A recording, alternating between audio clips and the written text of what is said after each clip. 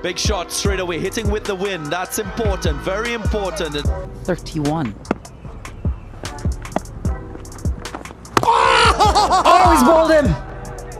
ফুরিয়ে যাননি সাকিব, ব্যাট ও বল হাতে নিজেকে প্রমাণ করলেন আরো একবার।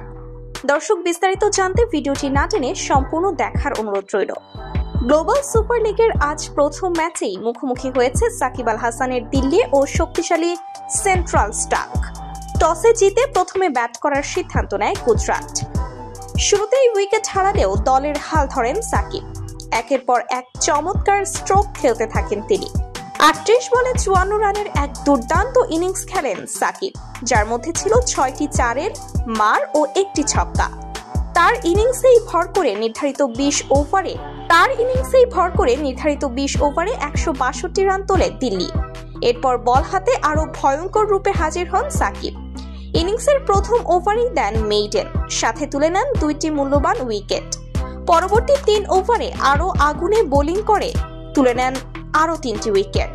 ফলে 4 ওভারে মাত্র 12 রান দিয়ে 5 উইকেট শিকার করেন তিনি। সেন্ট্রাল স্টাগের ব্যাটিং লাইন আপ কার্যত ভেঙে পড়ে তার বলের সামনে।